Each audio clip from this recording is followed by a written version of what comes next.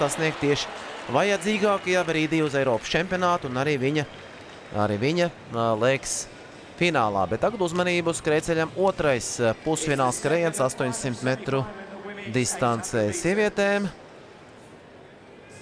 Šeit horvātiete Nina Vukoviča pa 9. cēliņu uzsāk šo skrējienu.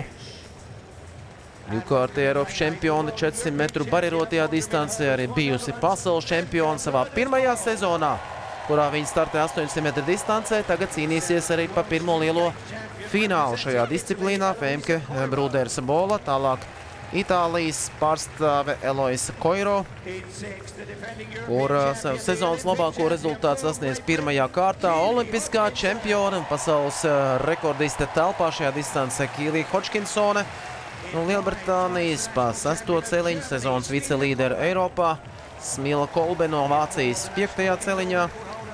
Šo sezonu sasniegusi personisko rekordu minūti 57.80, tālāk Klara Libermana no Vācijas, spāniete Rosio Arroyo un Valentīna Rosamila no Šveices.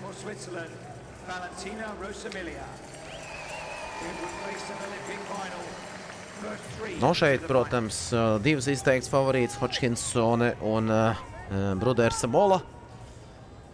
Bolai ļoti daudzsološs sākums, bet ļoti interesanti bija vērot viņas skrējienu pirmajā kārtā, kur likās, ka viņi tādā vienā tempā, vienu sejas izteiksmi, visu 800 metrus noskrēja. Un tajā brīdī, kad pārējās sportisti tur ielika visu spēks pēdējos metros, tad šķiet, ka Bola tieši tādā pašā tempā pēdējos metrus arī veica un pārliecinoši uzvarēja savā priekšskrējienā. Šeit jābūt pirmajā trīniekā, lai tik finālā. Jā, Bolai noteikti ir ļoti liels priekšrocības, ir tieši distances beigu daļa, jo sportisti ir liela daļa savu sportistu karjeru trenējusies tieši tādā ātruma darbu, un viņai tāds lielāks plusiņš būs šīs beigas, viņi varēs uzskriet vienmēr.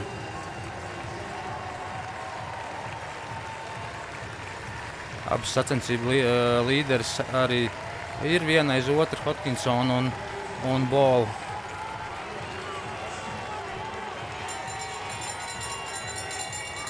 Šis skrējiens ātrāks nekā pirmais pusfināls, ātrāks par 58 sekundēm. Abas favorītas priekšgalā. Un viņas arī izteikts favorīti šajā skrējienā. Un cerams, ka iztiks bez ekscesiem, kā tas bija pirmajā pusfinālā. Visa cīņa noritēs korekti. Protams, šobrīd milzīgs atbalsts Hodžkinsonei no tribīnēm. Gana daudz skatītāji sanākuši šajā karstajā dienā atbalstīt vienu no galvenajām Lielbritānijas cerībām šajā Eiropas čempionātā. Hodžkinsona joprojām priekšā aiz viņas Bola. Tur ļoti sparīgi Itālijas sportisti cīnās par 3. pozīciju aiz abām favorītēm. Tikai 3 ātrākās garantē vietu finālā. Hodžkinsona Bola. Tā arī šķiet noturēsies pašā priekšgalā. Itālijas sportisti ļoti labi iet līdz abām favorītēm. Pirmais trīnieks šeit skaidrs.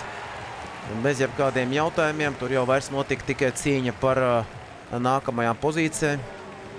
Eloisa Koiro vēlreiz noskrien ātrā par 58 sekundēm. Pirmajā kārtā minūte 57.56 bija, kā šoreiz nedaudz lēnāk, bet pārliecinoši nodrošina vietu finālā. Un es domāju, ka arī nākamajiem sportistiem ir labs izredzes, jo tur minūte 59 bija pirmā skrējiena 4. un 5. vietai. Tā kā arī Valentīna Rosamili no Šveices, kurai personiskais rekords minūte 58.16 noteikti pēc rezultāta iekļūs finālā. Un tieši tāpat arī francūziete Klara Libermana. Minūte 58.19. Netiek vācietis Smila Kolbe, kur tikai 2 simtdaļas zaudēja Libermanai. Lūk, cik spraiga cīņa par 4. un 5. pozīciju, kas izrādās arī deva ceļa zīmi uz fināla skrējienu, kas būs rītvakar. Šovakar fināls vīriešiem, kur arī 2 briti būs, Maks Berģins un Bens Patisons. Viņiem konkurence sastādīs tādi vīri kā īrs Marks Inglišs, spāņi Mohameds Satulī, Davids Barozo un arī francūzs Corentin Leclésio. Kā ļoti interesants 800 metru fināls vīriešiem solās, iespējams būs ļoti augsti rezultāti. Un šajā skrējienā Hodgkinsone par nepilnu sekundes desmitdaļu apsteidz Femke Brūdersu-Bolu, bet, protams, jāņem vērā, ka Nīderlandiete arī necentās pa katru cenu. Finālā finiša apsteigt Hodgkinsone, tas nebija nepieciešams. Jā, Bola izskatījās, ka viņa ļoti viegls skrējiens kontrolēts un tīri tāds izies no situācijas, tāpēc šis fināls, es domāju, būs, kā jau iepriekš esmu minējis, viens no tādiem interesantākajiem šajā čempionātā.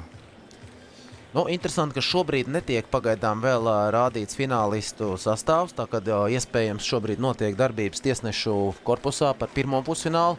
Varbūt, ka Šveices komanda jau ir iesniegusi protestu, tas tiek šobrīd izskatīts, un līdz ar to mums arī kādu brītiņu vēl būs jāpagaida,